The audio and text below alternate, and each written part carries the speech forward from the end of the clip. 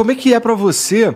Porque assim, cara, eu tenho exatamente essa impressão de muitos líderes religiosos. Eu não vou nem falar de muitos, mas de líderes religiosos muito famosos, que arrebanham muita gente, cara.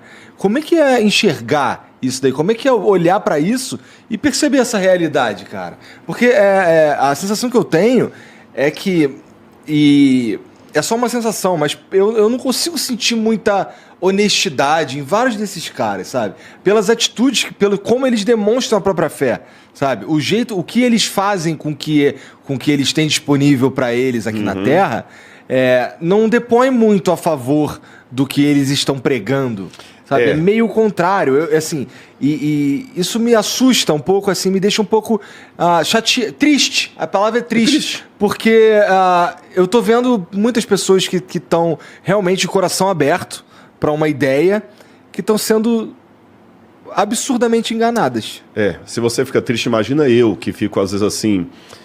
Não sou melhor do que ninguém, eu tenho meus defeitos, viu, irmão? E peço a Deus todo dia misericórdia, minha esposa é testemunho disso, para não deixar que o Rodrigo... Porque às vezes a única coisa que vai conhecer de minha religião sou eu. Você tá entendendo? É verdade. De Deus sou eu. E às vezes, que decepção. E tem um detalhe. Quando aparece um cara aí, sei lá, na mídia, às vezes tem um ator aí, que o cara foi flagrado no motel com a menina aí, menor, dá um rumor assim, o pessoal cancela e tudo, mas o pessoal não tá muito aí pra vida do cara, não. Agora, quando é um líder religioso, o negócio pega muito melhor. Por quê? Você tá esperando do cara, e Jesus uma vez fez uma parábola interessante, ele amaldiçoou uma figueira, porque tinha um lance na época de quase um psicodrama. Quando você queria ensinar alguma coisa, no Oriente Médio tinha muito isso. Você tomava uma atitude que causava um escândalo. Ou era uma atitude tão estranha que não precisava nem explicar, todo mundo entendia. Por exemplo, o rato é meu amigo, parça ali, aquela coisa toda, mas ele pega e me trai, eu pego assim, olha, a nossa amizade, e rasgo a minha blusa. Não precisa explicar, todo mundo entendeu. Ou então, uma atitude, assim, peraí, por que você está fazendo isso? Vamos supor que ele pega o copo aqui, eu derramo aqui. Por que você derramou a água aí? E a partir daquela situação inusitada, eu tiro uma parábola. Então Jesus um dia falou assim, vamos pegar figo ali naquela figueira. Aí quando ele foi lá pegar a figueira não tinha figo, apesar de estar cheio de flores. Aí Jesus amaldiçoou a figueira. No outro dia eles passaram, a figueira estava murcha. Eles falaram, senhor, só amaldiçoou a figueira? Ele falou, sim, porque assim eu amaldiçoo a árvore que não dá fruto.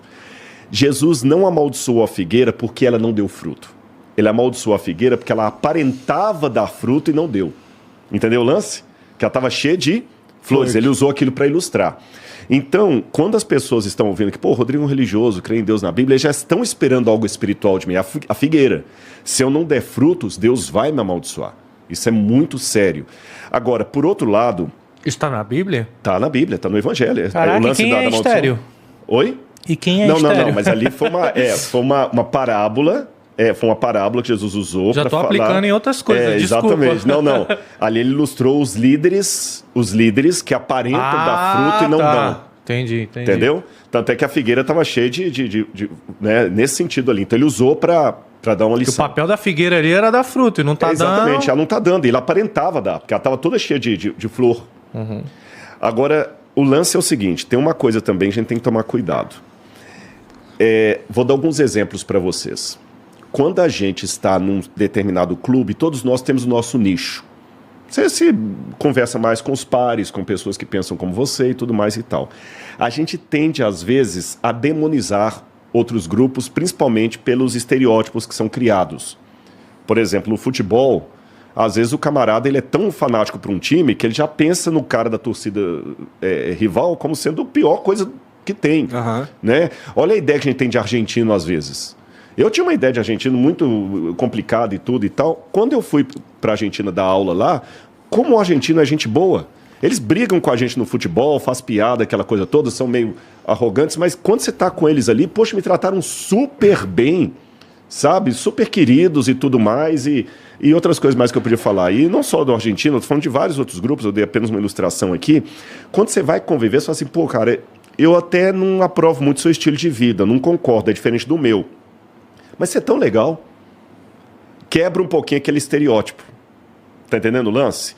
Então, quando você convive com os religiosos, você vai ver que, graças a Deus, não é a maioria que é assim.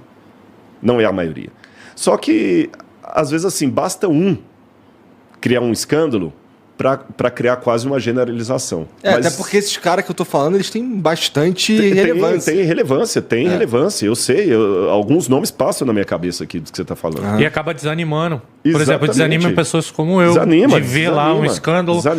Não é nem a questão do escândalo, é a questão de como a gente vê o rebanho sendo tratado. É isso que às vezes, caramba, tipo, eu concordo no seguinte sentido: o que seria do mundo sem a palavra de Deus? Na minha opinião, seria a barbárie.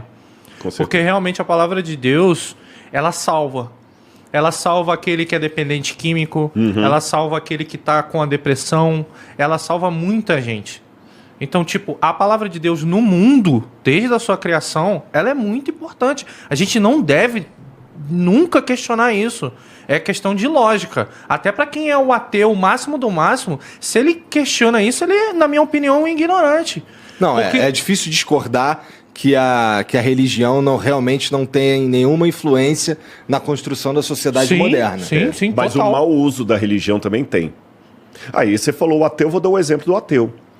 Pelo mundo que eu vivo religioso, a tendência é demonizar o ateu. O ateu é o cara que não tem Deus, é o cara que vai papapá.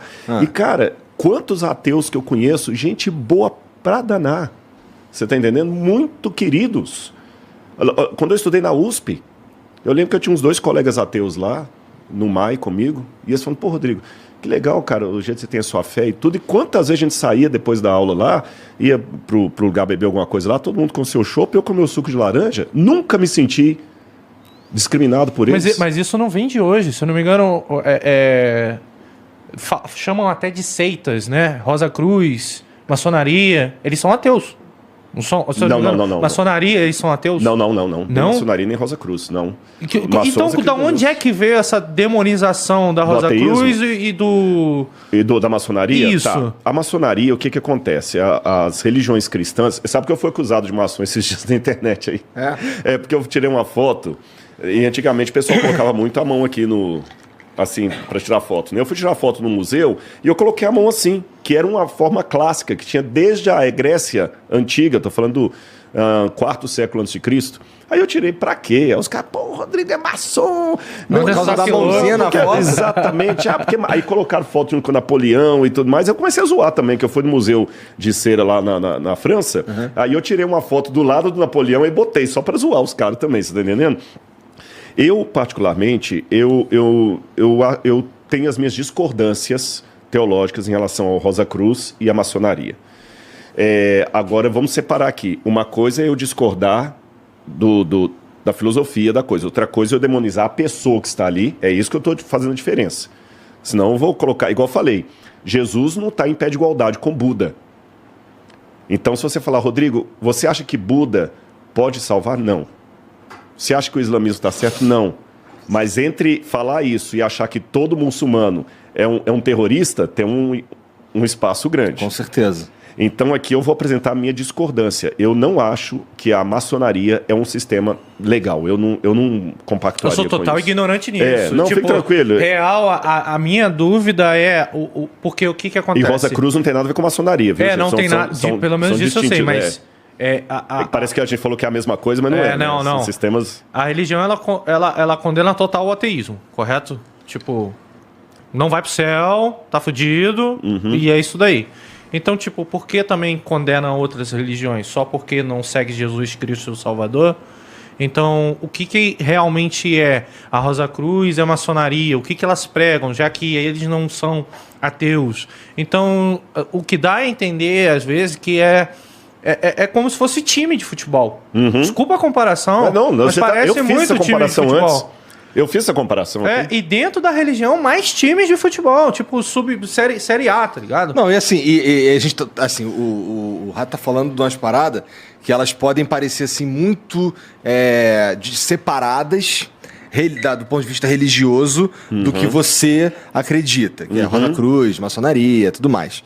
Mas tem uma vertente religiosa que, assim, do jeito, para quem tá de fora, parece ser muito próxima, e eu queria também que tu falasse sobre como é a relação, porque o católico, ele também acredita em Jesus. Claro. Ele também vê Jesus como o caminho, né? Mas eu imagino que há uma diferença primordial entre a crença... Claro. O católico guarda o domingo, eu guardo o sábado, por exemplo. E só deixando claro, a maçonaria, só para esclarecer que alguém pode confundir, a maçonaria não é uma religião. A maçonaria é uma sociedade secreta. Sim. Não é bem religião, né? O Rosa Cruz já é um segmento religioso. Dá para você ter uma religião e ser maçom, é isso? Dá. Eu conheci, por exemplo, pastores metodistas que eram maçons. Entendi. Na Adventista não dá. Mas algumas igrejas, a Igreja Católica também, pelo menos no passado, não aceitava. Embora que o Dom Pedro I era maçom e era católico. Né? A maçonaria, agora eu não sei se é o século XV ou XVI, depois dá uma gugada aí para me corrigir, ela começou na França. A palavra maçonaria vem de maison em francês é casa. Então, maçonaria são os que constroem casa, os pedreiros. Por isso que tem aquele... Esqueci o nome daquele negócio. Tem um compasso. Compasso, aquela coisa toda e tal. E tem toda uma questão mística. E assim, como eu discordo da maçonaria, você falou do catolicismo, outras coisas mais... O mundo caiu numa situação, eu vou colocar simples como a Bíblia apresenta. O mundo hoje virou uma bagunça de crenças e tudo mais. Tanto é que o Apocalipse descreve o painel, o mosaico do mundo hoje como sendo a grande Babilônia. A palavra Babilônia é uma corruptela do acadiano, que no hebraico eles chamam de Bavel, no acadiano é Babilu. Babilônia, significa portal dos deuses.